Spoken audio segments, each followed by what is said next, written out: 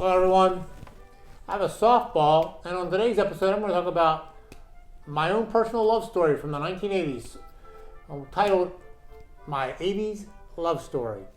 Next one, Papa Swag TV presents An 80s Love Story. Hello everyone, my name is John Papa Swag Munsey. Welcome to Papa Swag's Words of Wisdom and Encouragement. On this channel, we talk about how to overcome the challenges of life through Papa Swag's Words of Wisdom and Encouragement. If that sounds like something interesting to you, I would ask, please consider subscribing to the channel. On today's episode, I'm talking about how softball led to true love. And so, the year was 1985. The best picture that year was Amadeus. The price of gas was $1.12. And a movie that would really be a memorable event for me called Back to the Future came out that year. But more importantly, this was the year I would meet the woman that I would marry. And it began in a very unusual way, not the normal way that most people end up falling in love. You hear people say, when I first saw her or when I first saw him, I knew it was love at first sight. It's not how it happened with my wife and I. It was a little different. It began by my wife inviting me to the snack bar at college for a board game night to meet another girl, and that girl I did eventually date. However, while dating this other girl, my current wife, Barbara, and I began to develop a tremendous friendship, a very deep friendship. We had a lot of similar beliefs. We had a lot of deep conversations about life, about what we believe in, about all kinds of things. And I think that friendship really started to grow over the summer of 1985. In the summer of 85, I began, the girl I was dating, I was writing her letters, but I also wrote my current wife letters, and I think that caused the other relationship to be destroyed, or it was destructive to the other relationship. So that's how my wife and I began to have a tremendously close relationship and grow into becoming best friends. And so what really began to happen is kind of an up and down roller coaster relationship between me and her. We dated for a while, between my current wife. We dated, and then we would break up, and then we would date, and then we broke up. I'm not sure the whole timeline of it all. But it became, so I was a freshman in 1985, and then 4 years or 3 years passed, 1988 came, and we were in our final quarter of college, and I was coaching a girls softball team called the Wildberries. My wife was on that team, and we were packing up bags, leaving the softball field, and there was another game after our game. It was intramural softball. And the next game, the guy was practicing. I don't even know who the guy was. To this day, I'll never remember. He probably felt terrible that it happened, but it was probably the best thing that ever happened to me. So the reason I had this softball is while they were warming up for the next game, this guy winged the ball from third base to first base and hit me about right there, and made me rethink all my life choices, all my decisions. Now let me go back just a moment, because my wife had a friend in college, and her friend said, "Don't worry, John will be there for you at some point, even if he has to get hit in the head." Wow, was that a prophetic statement? Not that my physical being was any great.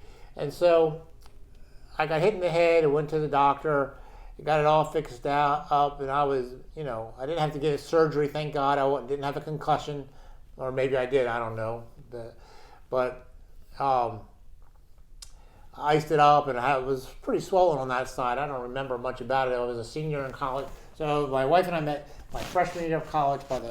By my senior year of college, we were still really, really good friends, but we hadn't decided to date. But after I got hit in the head, I started to think about my relationships, about what was going to happen after college. And I realized that no matter who was going to be in my life, the person that I always wanted to talk to when life was trying, when life was tough, and that I'm only speaking from my perspective. My wife's not here. I asked her to come on camera tonight, but she refused to give her side of the story. So I'm giving you from my perspective. And so I reflected on all these life choices. And so I don't remember when it was, but for one of our senior trips, we took a day at Kings Island, which was an amusement park. And I spent the day with Barbara. She didn't know my intentions. She didn't know that I was considering or understanding that I was actually in love with her. And so I was very good at a game at the amusement park for years. I would go to the basketball shooting game, the one with a really high rim, and for many years I'd go there and I would pay my $1 or $5 or whatever it was, and I would never miss. It was unbelievable that even the guys that would do it on the first try, they're like, "Are you a college basketball player? Or are you a?" I was like, "No, I'm just very good at shooting a basketball," which I was. I'm not that good now. And so we were at Kings Island. I hung out with my wife. I actually won a stuffed animal at the basketball game, and I'm not really sure when or how it all worked out. But eventually, by the end of that quarter before we graduated, I revealed to her what I was feeling for her, and she reciprocated those feelings towards me. And so that was kind of our love story. It didn't end there because we were going to go. She was from Ohio and I was from Maryland, and so she went back to Ohio and I went back to Maryland, and then we started this long distance relationship. This was before Skype and all these video ways to talk to people. And so we didn't have airline miles, but we flew. I believe it was on U.S. Air or Piedmont. I don't even think those airlines are around any longer. But we would fly back and forth to visit each other. Actually, before that, we spent a summer together in New Jersey at a Salvation Army camp. We were counselors there, and so we spent the whole summer. And then, after that summer, I went to Maryland. I interned at the church as an intern at the church, a ministerial internship. And she went back to Ohio, and she got a job at a daycare center. So that was from 88 to about 89, and about 89, I think, was it 89? Oh, the timeline is really off, people. Sorry about that. But in 89, she made the decision to move to Baltimore. She got a job at JCPenney in their chargeback department. And I got a job, and in December of 1989 is when I decided to propose to my wife. Now, at the time, the church we were going to in Baltimore, they had an annual Christmas banquet. And so I decided that after the Christmas banquet, we would go back to my mom and dad's. I was staying with my mom and dad at the time, and Barbara was living with a friend of our family's, Miss Emily. And so we'd go back to the apartment, or back to my mom and dad's house. We'd watch the movie Lady and the Tramp, and right after the movie Lady and the Tramp, I got down on one knee and I asked my wife to marry her. And so, making a long story short or a short story long, no matter how you want to look at it, I proposed to her on December, I believe it was December 8th or 9th of 1989. It was a Friday night, I know that. And I know it was probably the first Friday in December of 89. And she said yes. And so in May of 1990, May 5th of 1990, my wife and I became husband and wife, and we got married in Bellefontaine, Ohio. And that's our 80s love story. So our whole love story before we got married was from 1985 to 1990, with the conclusion in 1990. And so what we've experienced since then has been what I like to call this week's word of wisdom. This week's word of wisdom comes from the Bible, from what is appropriately called the love chapter. And I believe it describes my wife and I's relationship with one another. It's from 1 Corinthians chapter 13. It says, "Love suffers long and is kind. Love does not envy. Love does not parade itself, is not puffed up, does not behave rudely, does not seek its own, is not provoked, thinks no evil, does not rejoice in iniquity, but rejoices in the truth, bears all things, believes all things, hopes all things, endures all things. Love, hear this, love never fails. That's what our word of wisdom is this week. Love never fails. And so as I'm talking about the word of wisdom, I told you about the love story between my wife and I, and how as we had our up and down relationship of liking each other, not liking each other, and then coming to know each other, we eventually came to we came to understand that we were in love with each other. And then I want to encourage you. There are those of you that are looking for that perfect mate. You're looking for that perfect person, or whoever it might be.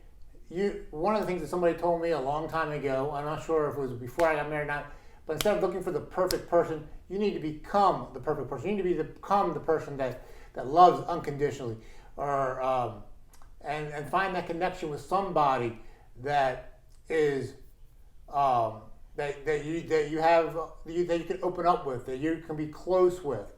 And so on today's episode of Papa Swag's Word of Wisdom, I want to encourage those of you that are looking for relationships or haven't found that relationship, be patient. Love never fails. Show love to people.